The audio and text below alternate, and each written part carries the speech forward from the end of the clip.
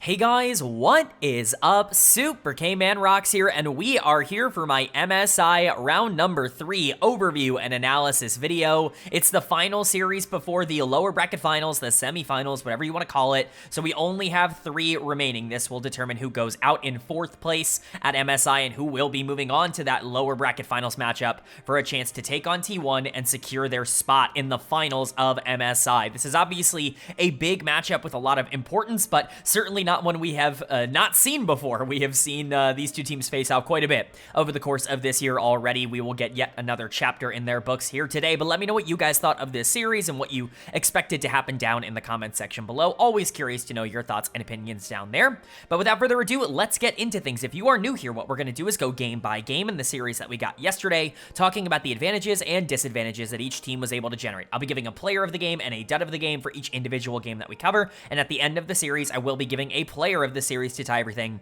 into a nice, neat little bow. Don't go away for the end of the video. We are going to be previewing the matchup between T1 and whoever ends up winning here today to kind of talk about who I think will be joining Gen G in the finals to play for the MSI crown, but most of today will be spent talking about the matchup we got between these two LPL representatives. So let's get into some analysis, shall we? Lucky for us, we've gotten a ton of tape of these two teams playing against each other for a lot of this year, and it does kind of lean one way over the other, that I will definitely tell you, but both of these teams have enough talent to be able to make some upsets happen. It's a matchup between the number 1 seed from the LPL in Anyone's Legend and the number 2 seed from the LPL in Bilibili Gaming. Obviously, AL is pretty heavily favored in this one. They've pretty cleanly been able to take care of BLG in most of the matchups that they've played against each other throughout this year, and I think there's really not a ton of reason to believe that anything at this tournament has dissuaded people from that opinion. In fact, I think it's only doubled down on that opinion because Anyone's Legend has looked very good at this tournament. The only time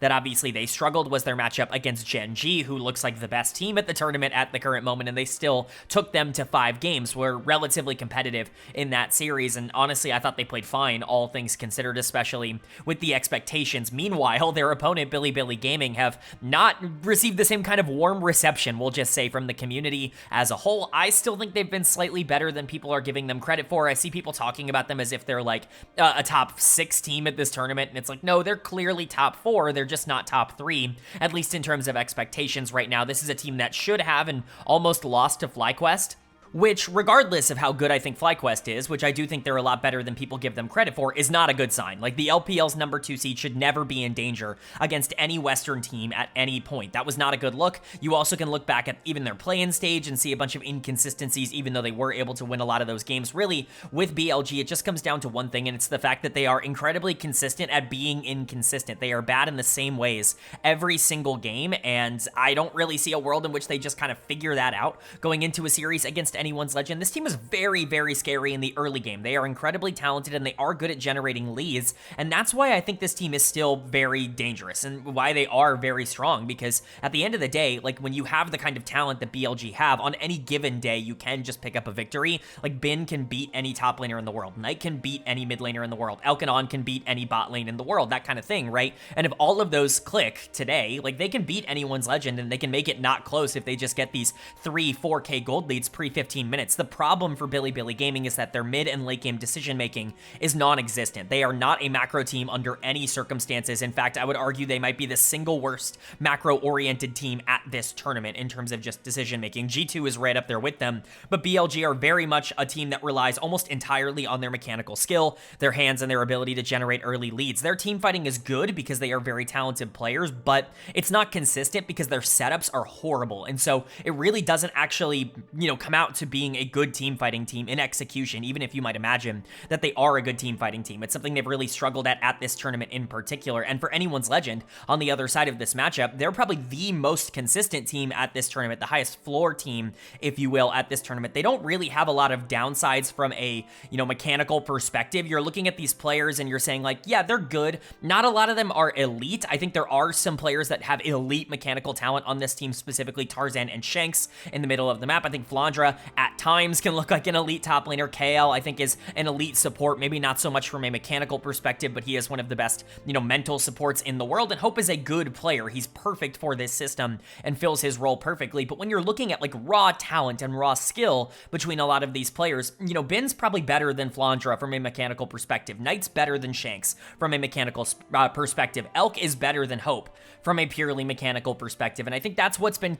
considered Anyone's Legend's weakness throughout a lot of this year. They've been able to overcome that because they're so good at literally everything else, and it's not like they have bad hands. Like, I want to make that clear. I know I'm sitting here and saying like, oh, BLG's talent from an individual perspective could be considered better. Well, it's not necessarily performed like that throughout this year. AL has had much more success with their talent than BLG has, and on top of that, this team is very consistent in the early game. They are super consistent in the mid game, probably the best LPL team in terms of mid game pressure. I would say without question, really, in terms of what they were, especially from a game-to-game basis, and they're great in late-game team fights. They're just awesome at every phase of the game. I wouldn't consider them the best in the world at anything, but I think that they are near the best in the world at everything. Kind of the jack of all trades, master of none type of team, and that team is scary. Like, that is a very terrifying opposition to go into, because it's not like their mentality is slow or passive. It's not even like a Genji or a T1 who are both more than willing to go to 30 minutes having, 5 kills or whatever in total, as we saw in the winners finals, especially that game number 3. Anyone's Legend wants to play aggressive. They want to try and go out there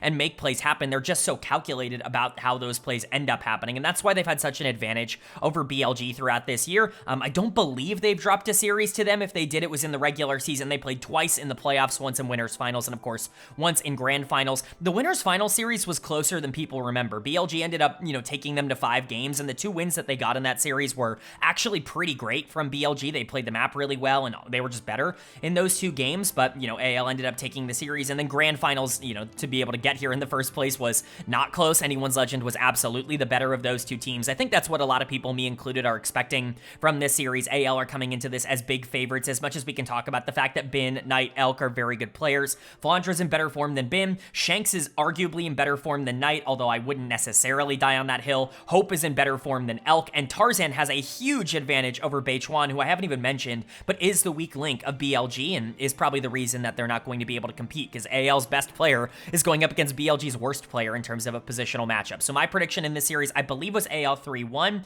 I said it was probably closer to AL 3-0 than it is to 3-2. This is definitely a series that I would expect Anyone's Legend to dominate with the form that Bilibili are in, but BLG should be good enough to take a game. They've yet to get swept in these best of 5s by Anyone's Legend, but I guess we will see if that lives up to their expectations, or, if either of these teams can maybe surprise either positively or negatively going into this series. The only way really to know is to go game by game, and that means starting with game number 1. So let's get into it. The winner of game number 1 was Anyone's Legend. They are going to take game number 1. They're going to go up in this series 1-0. And this is a big game number 1 win because they did it in a pretty back and forth context. Like, this was kind of an interesting game for BLG. Unfortunately for them, they played exactly to their own strengths and weaknesses, as they basically have throughout this entire tournament, which means they got a pretty big early lead, made quite a few mistakes around some crucial objectives. A couple of engages and team fights didn't go their way, and they lost the game. That's just kind of how things go for BLG. Credit to them for actually being able to get that early lead in game number 1. There were some really big flashy moments that did not work out for BLG as a whole, and I think a couple of really big individual mistakes from players, but Anyone's Legend really should be credited for hanging in there and really just continuing to make plays and to look for opportunities to get themselves back into the game from a gold perspective, because that was really the big concern for me going into the mid to late game. Is you're looking at a comp playing around Talia Jin, which kind of needs to win early, especially because you're playing around Bard, and you really want to try to play from the front foot with a champion like that. And BLG have Jax, Azir, Corki. Like, it's going to be really difficult to outscale them going into the later part of the game. But AL in the mid game kept finding avenues to, slightly claw back at the gold lead. And by the time those big team fights started to break out, especially the one around Baron, they were strong enough to actually be able to fight back, even after BLG had a pretty strong engage. So credit to AL. I thought they played really well here today. We obviously start off with drafts. These are 2 pretty different drafts. I'm never really a fan of drafting Talia Jin. I think oftentimes you're leaving yourself pretty susceptible to outscaling, like teams just slowing the pace of the game down, especially at a top end level, and really not allowing the Taliyah and Jhin to move around the map in the way that they want. The only thing I'll give AL credit for is first off that they know BLG can't really play that style, and so Taliyah Jhin is probably a bit safer against Bilibili than it is against almost any other team in the world, knowing that, you know, even if they pick Azir or Corki as their carry duo on the other side, they're probably not going to be able to stall the game out and play for late game team fights. It's just not who BLG is. But even on top of that, this is a really well set up Taliyah Jhin game overall, because you do have the Yorick on the top side, which adds this extra layer towards what BLG need to work on in the early game. It basically pulls the Jax away from everything else, so kind of shortens the map, which is very good for things like Taliyah and Jhin that can really, you know, take advantage of these like close quarters fights in a lot of high, you know, pressure situations. But also Wukong should have pressure over Trundle, especially in the early game. So Taliyah should be free to roam on the map because her shove into Azir is going to be super consistent.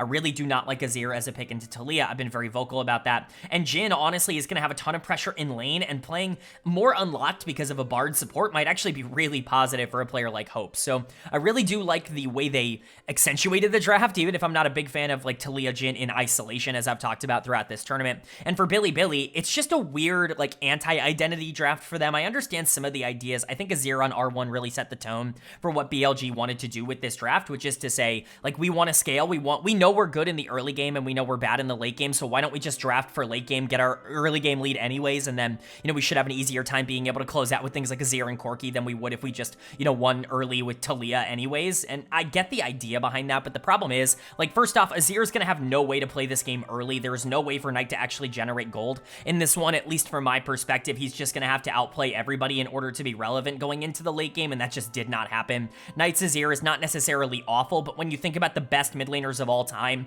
and especially anybody who's been considered like the best mid laner in the world for any section of time like Knight has, you would expect their Azir to be like one of their better champions because of how prevalent he is in pro play. Azir is not one of Knight's better champions. It's not like near the top of the list for Knight. He's had some problems domestically piloting that, even if I think it's a bit overblown, you know, his lack of Azir success. I think that has more to do with international games than it does with anything domestic or anything inherent with Knight. But I think even outside of that, like, Elk is going to have a hard time generating pressure here on. It's not going to be able to be as much of a playmaker in the mid game because Bard's going to be roaming a lot more efficiently than the Nico will. I think this isn't a great Trundle game, all things considered.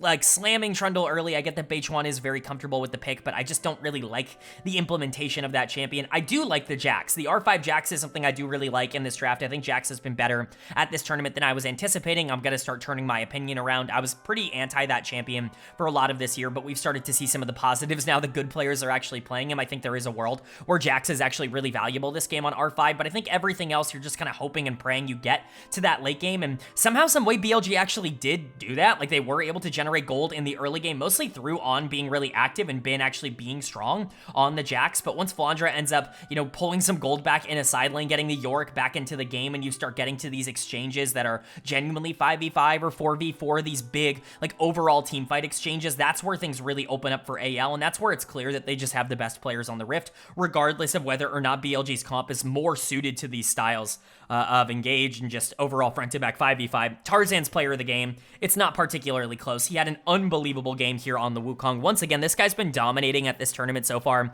Anybody who was anti-Tarzan, like, maybe you could have been like 3 years ago. Even then, I was already calling all of you stupid 3 years ago, but at this point, like, please, it's not too late to join the bandwagon that I've been on for my entire YouTube career here. Please jump on the Tarzan train and let us take you to the promised land. This guy is just absolutely unreal. I think he's the best jungler in the world right now, and I think he continuously proves it by the way that he's able to play out games either from ahead or behind. He's just not really inhibited by any sort of playstyle restrictions or anything like that.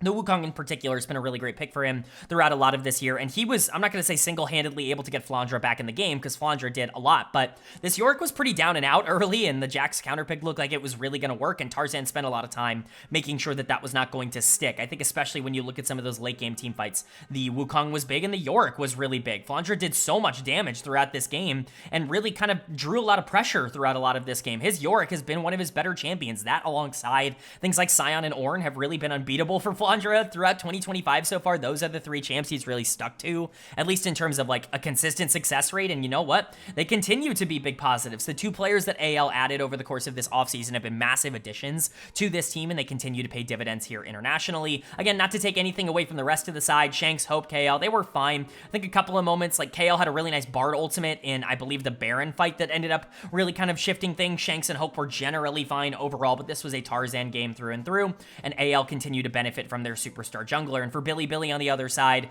you know, I think you can point out some big positives here. Like, this is a team that clearly is good enough to be able to go toe-to-toe with anyone's legend from an execution standpoint. It's really just about being able to close out games, because they probably should have just won this one. Bin actually played pretty well, I would say, on the top side. Elk had a couple of moments that I think were fine, but the 2 players that I'm pointing out that were really negative overall, On is going to get dead of the game. I think people are going to look at the flashy 5-man Nico Pop Blossom that he got around that Baron and say, oh my god, like, On was incredible, and Knight followed up with a 5-man Shuriman Shuffle. But because they played the rest of that fight so poorly, because On really didn't have anything to do and had no gold the rest of that fight, and, you know, Knight actually just wasn't putting out all that much damage throughout a lot of that fight, you could really see the flaws in how those big, you know, combo plays weren't exactly going to work out if you didn't have the follow-up execution. And unfortunately, that was just kind of the case here. Again, On gets it for me because I think his early game and the fact that he was constantly out of position, you know, I think that was a big problem. On's coming off of a pretty up and down series, we'll just say, against FlyQuest, certainly not one that I think he played his best at. And Knight was really good against Fly, but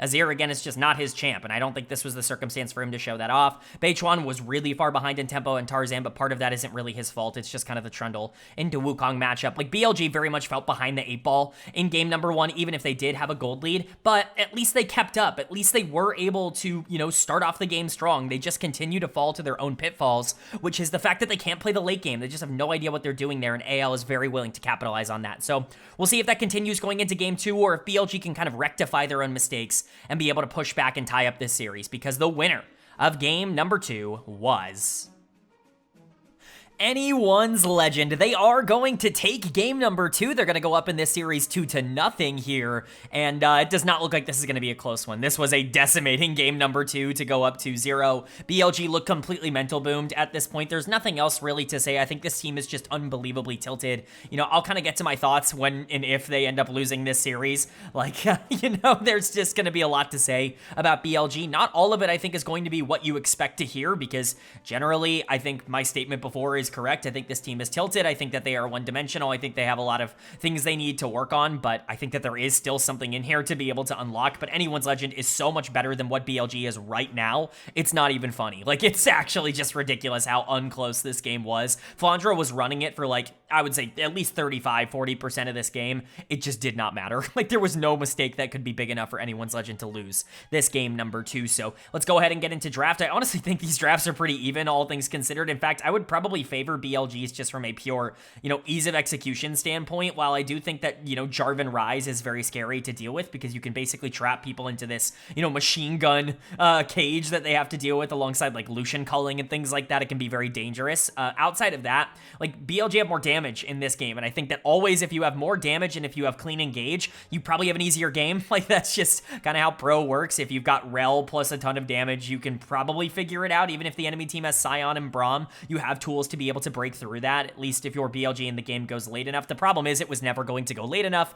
I don't think you're looking at a ton of matchups here as, like, super favored one way or the other. The one that I think you are looking at positively for one team is probably that Lucian should be able to generate a ton of pressure into Ezreal, especially with the Braum here in the support position. I do not like Rel B1. I think Rel is a very good champ, and I think that there is a lot to like about Rel. I think that there are also a lot of ways to exploit Rel, and I'll kind of get to how On ended up playing it throughout a lot of the rest of this segment. But Hope was the one player that I think was in a very good matchup in this game, and obviously he ended up taking full advantage of that. But this was a hands diff, this was a macro diff, this was an everything diff from Anyone's Legend. This is just one of those games where BLG got absolutely trounced in every phase of the game, and quite frankly, that means there's really not all that much to discuss in terms of how things go. BLG, again, you know, theoretically outscale just because of the sheer raw amount of damage that they can do with Rumble, Nocturne, Aurora, Ezreal in the late game, but AL was never going to let them get there. Tarzan's my player of the game, and it's not particularly close. This guy just absolutely decimated BLG in terms of how these things ended up going. Jarvan is like shockingly a champ that can be kind of feast or famine in pro. Not that Nocturne can't on the other side of this matchup, but we've seen some good Jarvans and we've seen some really useless Jarvans in terms of how things turn out. He can kind of be a more inconsistent version of Vi if things end up going really poorly, where if he loses the early game and doesn't generate pressure, it can be hard for him to actually live and survive in a lot of team fights, but that's Tarzan on that matchup, baby. It's going to be pretty easy for him to execute. It was basically like over at minute 10. Like Tarzan was just running the map at that point. Beichuan was so far behind because he knows that as Jarvan, he can play super aggro in this matchup, and Nocturne can't really do anything to punish him. Same thing for Rumble and Aurora. It's going to be really difficult for those lanes to end up peeling off and actually trying to punish the Jarvan when you don't really have a ton of combat power. And if he is going to play for Lucian in the bot lane, like, yeah, Ezreal can probably deal with Jarvan early enough, but Lucian actually is going to deal with the Ezreal relatively easily. Braum makes the matchup a ton easier overall. Tarzan was just playing like an absolute madman in this game, and I think that there is so much to like about it that there's no choice but for me to give him player of the game, even if I really did consider both members of the bot lane also for player of the game, because Hope and KL had some incredible performances here. Hope is going to get a lot of attention because he was the damage dealer on the Lucian in this game. You know, you're always going to get a bit more credit when you're the one that's actually outputting the damage, but man, this was a Hope gap in terms of how this went, and this is, ironically enough, kind of how it went domestically as well. It's really weird. I would consider Elk a much more mechanically talented player than Hope is, at least from an individual perspective, but Hope's ability to play this matchup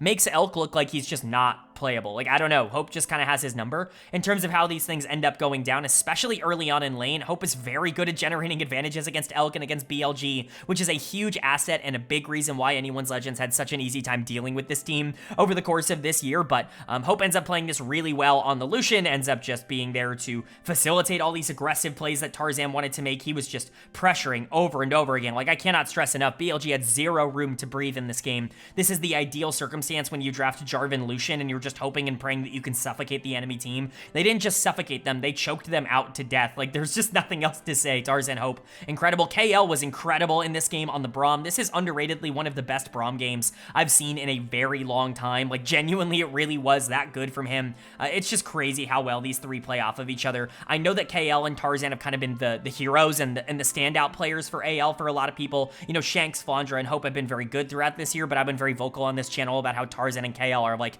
the backbone, the heart of this team in terms of how they function, but it still amazes me how easy it is for them to team up and make plays everywhere on the map. Incredibly great stuff from Anyone's Legend. You know, Flandra was not good. I mean, that's all I'll say. Like, he was fine, all things considered. Like, I think in a worse game, his mistakes on Sion, him going in way too early, basically being by himself in a couple of 4v1 engages before his team ends up collapsing. You know, some of that I think could be punished a lot more if his team wasn't so far ahead, but BLG was so far behind that they couldn't even really punish the Sion throughout the back half of this game. So Anyone's Legend doing everything they can and just kind of showing that they are the better team by far. For Bilibili, I mean, it's just kind of a disaster. Again, I don't want to rag on this team too much because this is the worst they've ever been by a large margin. Let's not forget, this is a team that made MSI Finals in 2023, that made MSI Finals in 2024, that made World Finals in 2024. And yes, you have a roster change here. You have Beichuan coming in. There's no more Shun to be able to, you know, kind of help out in the jungle, but you can't sit here and say that this team isn't good enough to be able to compete. They're just completely falling off the wagon mentally right now. They're completely boomed.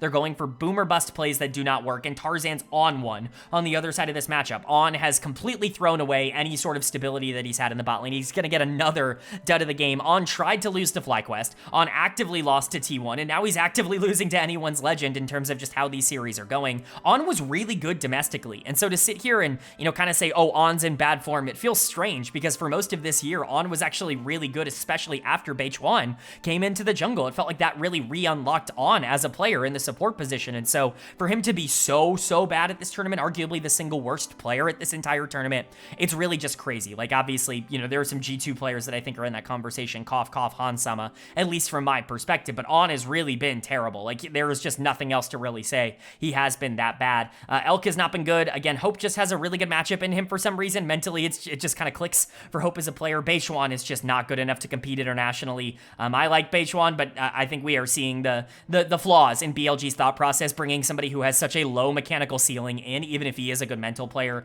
And Knight and Bin can't carry this game. It's not like they played great, but, you know, Bin was at least trying. Knight wasn't exactly making every single mistake in the book. This was On running it down. He had a couple of nice engages, I want to say that, but a couple that were just horrible. And for every one good engage, he had two really bad ones, which is never really a great trade-off. And BLG, again, just looked super tilted. They got their throats jammed in this game. They couldn't really breathe at any point. They felt like they had to consistently try and make plays and Anyone's Legend never took their foot off the gas. And that means an easy 2-0 start. Are they going to be able to close this out in a 3-0 sweep, or somehow, some way after these first 2 games will BLG actually be able to weather the storm and keep this series alive? Well, the winner of game number 3 was Anyone's Legend. They are going to take game number 3. They are going to sweep this series 3-0, and they will be moving on to the semifinals to take on T1. Very excited for that, and we're going to preview that obviously at the end of this video, but let's talk about game number 3, because this was a blowout until it wasn't, and then it kind of still became a blowout at the end of this one. Anyone's Legend just was the better team by far. They basically gave BLG a free avenue back into this game by being way too greedy in terms of an engage on Bechuan, and even then, BLG still couldn't actually get their footing. They still couldn't really find a way to get themselves back into the game, and they end up losing this pretty handily. It's just a bad look for BLG. They looked terrible at this entire tournament, really never felt comfortable, and I think there are some big problems. Again, I don't want to sit here and pretend like BLG is a good team right now, no question, but I do think that there are some caveats to give and some things that I want to say that, you know, I think other analysts aren't exactly going to say about this BLG team, because let's not forget, it's July. It's not September. It's not October. We're not at the end of the year yet. There's a lot of time for these teams to fix their problems, and I think it's pretty realistic to say that BLG is at their worst right now and that they really have nowhere to go but up. And obviously, I'll talk about that at the end of this, but Anyone's Legend is awesome. Like, this team is so good. They're so fun to watch. They really do a lot of things great. They sometimes overstep and put themselves in bad positions, but because they're such a good 5v5 teamfight team, it doesn't really end up mattering. They're playing the map super well. BLG just couldn't recognize their one-win condition being the Fiora in this game, and, you know, even really the Akali in a side lane, and never really ended up playing for that, and ended up just kind of losing out on fights because they had no access to the backline. So let's go ahead and talk about it. Let's jump in. Draft is actually kind of interesting. Again, I don't think AL completely gapped BLG in draft in any of these games. I don't think it was like unplayable for BLG in any of these. I think this is still an okay draft overall. BLG, once again, I think theoretically have tools to be able to win in the late game. They're not through the 5v5. That's definitely something I'm going to say. You're staring down Vi, Blitzcrank, and then a Sivir who's almost completely safe on the backline. Gwen, who can basically kill the Varus at any instant, doesn't really need to like worry all that much about it. And then an Annie who can pick off anybody at any given time. It's kind of difficult for the Akali to play this game in general, but you still have a lot of tools to win this game. Like, I want to make it clear, Fiora can win this game. Like, I know it's weird, and B3 Fiora is very greedy and very aggressive, but when your back's up against the wall, and you're looking at something like Gwen on the other side, first off, I really like the Fiora into Gwen matchup. I think that there is a lot to like about how that plays out individually, 1v1 early on in the game, especially if Skarner wants to put any sort of attention on the top side of the map, which he kind of didn't. You know, obviously, we'll talk about Bechuan, who just looked completely outclassed in this series, but Bin is one of those players that's good enough to win in a side lane. This has kind of been a comfortable play style for him throughout a lot of this year. And for the Fiora in particular, I think that there is a real chance that in the late game, it's really tough for one of Anyone's Legend to actually stop this Fiora in a side lane as long as the game is relatively neutral. Now, AL ended up running away with the early game because of a lot of plays made by KL and by Shanks and by Tarzan, and that makes it a lot more difficult for this Fiora to actually ever play sides in the late game when AL can kind of force these 5v5s around major objectives. But theoretically, that should be your out in this game if you're BLG, is the fact that Fiora can play sides, that it's going to have to be answered by either Gwen or Annie, neither of which who are ideal to try and face Fiora or to catch Fiora in a side lane. And then you have Akali who can kind of terrorize the chaos that's caused by the fact that Fiora is pulling people out of these, you know, big stationary fights. Varus is good enough and stable enough to be able to survive on his own in a lot of these situations. I think this is a draft that can work for BLG. You just can't get absolutely blasted in the early game, and that's exactly what happened here. They got blasted. A lot of players ended up losing. The only one I can give any sort of credit to in terms of, like, you know, not losing or losing on, like, in a situation where it's understandable is Knight. And Knight got blasted in the early game. I don't want to say that, you know, the Akali got to do anything into this Annie, but also, like, this is horrible for Akali. Why would you ever pick Akali into Annie? This feels like a nightmare matchup, like, genuinely. And Knight still was taking over fights in the late game, was doing absolutely everything he could to bring this game back when AL kind of gave them a small door to be able to push open, but it just wasn't enough. The rest of AL was too strong. They really had no way of dying on the back end of these fights, and when you've got these hyper carries, things like Gwen and Sivir, in the back half of the game, and they're super protected, it's really difficult to end up breaking through that, even if AL overstays their boundaries and overstretches what they can probably do on the map at any given time. So let's talk about it. Player of the game is going to go to Shanks in the mid lane. This Annie was finding pick after pick after pick. It's kind of refreshing to actually see a good Annie game after seeing so many Annie games that were just bad at this tournament. Shout out Quad, my guy, but Shanks obviously plays this champ quite a lot. He played it a lot domestically, and he did really well on it. He was fighting a ton of avenues, and again, it's really hard for Knight to end up playing this game. The Akali's in a really bad matchup in the mid lane into Annie. It's basically unplayable for Akali from my perspective. I just don't really know what she's ever able to do. The moment she comes out of Shroud, she's just instantly stunned and killed. Like, there's just no way for her to ever play the game, at least from my perspective, unless, again, she's just taking over in the back end of some of these fights. But Shanks' mid game was really good. They found a couple of picks throughout this game onto Beichuan, on the Skarner, a couple onto on the Renata for just being way too far forward, which we will obviously get into. Shanks was just finding a lot of plays, and for the most part, he was kind of in the background in this series, I would say, for anyone's legend, but he did step up when it mattered the most in game number 3. Hope was the other big deal in this game, but that's mostly because he was playing Sivir. Again, I don't want to diminish his actual impact on the game because I do think he was very good and he played it really well. He was super slow in team fights, and I think that was really to the benefit of AL. I think they ended up playing around the Sivir a lot more effectively than maybe other teams in similar circumstances would have been able to do, because I think a lot of other teams would have rushed, a lot of what they wanted to play around when it came to some of these engages, which AL did, but, the moment they started to see that BLG was coming back, Hope started to reel it in a little bit, started to play front to back a lot more consistently, and things really locked in. So Shanks and Hope stepping up, but player of the series is very easy for me. This one's going to Tarzan in the jungle. Come on, I mean, could this go to anybody else? He dominated the first 2 games. He mega gapped Beichuan throughout this entire series. In fact, it wasn't even really all that close. Tarzan's the best jungler in the world from my perspective. He's going to get the chance to prove it, I think, going into T1 and going into Gen G, maybe, if they end up winning that semifinals matchup, and I think that's going to be very, very fun to see once again, like we saw earlier on in the tournament. But I really trust in this guy, and I think when he does get an early game advantage, you can basically kiss your chance of winning goodbye. He doesn't really throw away leads in the same kind of way that a lot of other junglers do, even in bad spots. KL was magnetic on the Blitzcrank hooks, maybe sometimes even for the worse in this game, and the fact that he was hitting too many and forcing his team to engage a little bit too much. Flandra was pretty solid, not like the most dominant game of all time from the Gwen, but eventually she was able to get onto the backline and really start to break things up in these front-to-back 5v5s. Again, everybody on AL just had a really great series. They looked so much better than their counterparts on Bilibili, and that's really it for BLG. I know I've already kind of gone into it, but this team was shit at this tournament. They were really bad. They did not play well. They were not in a position where they really were ever looking like they were going to compete with the top 3, and that's a disappointment for the level of talent that's on this team, but that also kind of brings in a different conversation, which is to say there's still a lot of talent on this team. Knight, Bin, Elk, On, like these players didn't suddenly become horrible going into 2025. They're just mental boomed right now, and they don't really have a play style. Beichuan is super aggressive early, kind of like Tarzan, but can sometimes fall off because his mechanics and his team fighting just aren't all that good. He can sometimes step up way too far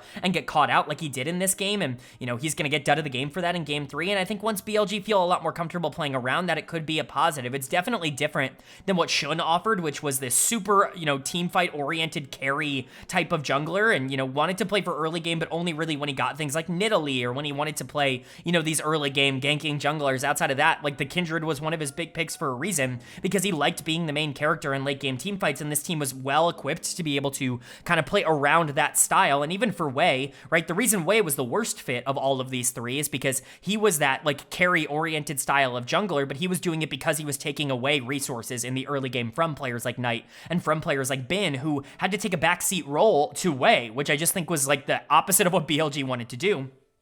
Beichuan, ideally, in a perfect world, is kind of the happy medium of that, where he's much more team-oriented as a player. He wants to try to play for his lanes, but still can be really aggressive. He just doesn't have the mechanical skill to actually keep up right now. He's going to have to get better if this team wants to compete. But again, even if he's just okay, like, he was just okay in the playoffs for this team domestically, and they looked way better than a lot of their competition, and looked way better than they did at this tournament. And you can say what you want about the quality of the LPL right now. I certainly don't think the LPL is as good as they've been really at any point in the last 3 to 4 years, but like it's still enough. Like if you're able to consistently be a top 2 team in the LPL, like for any given time, then you can be a team that competes at the international level. They just felt mental boomed. They felt out macroed at this tournament, and they have a lot they need to fix. Hopefully they can figure it out, because this was just not a very good look. Knight tried his best to pull this game back, but Beichuan and On in particular were not only awful in this game, were awful this entire series, and basically were awful this entire tournament. It was a really bad look for them, but nice win for anyone's legend. Congratulations to this team for moving on, and we'll see if they can keep this momentum going against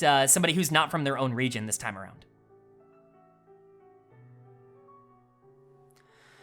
Alright, but that is going to do it for my MSI Round 3 overview and analysis video. Only 2 series remain, and that kicks off with our lower bracket finals, our semifinals tonight as we record this. I'm so excited for this matchup. Of course, it's T1 taking on Anyone's Legend, the team we just saw 3-0 BLG versus a team that really kind of probably thinks they should be in the finals right now because they threw away Game 5 against Gen G. Both of these teams have looked great throughout this tournament. There's been a clear top 3 with Gen G, T1, Anyone's Legend. I'm glad that one of them is guaranteed to win the tournament. I'm glad that 2 of them are guaranteed to be in the finals because I think that is indicative of where the power has been at this tournament, and I'm really excited to see this series. Honestly, this can go either way. I think T1 has looked more dominant at this tournament in terms of just their individual wins, and I think generally the aura of T1 is really hard to bet against. I think the big thing going for T1 is just how successful they are historically against LPL teams. Like, that's really the big takeaway, is T1 just doesn't really lose to the LPL regardless of who it is.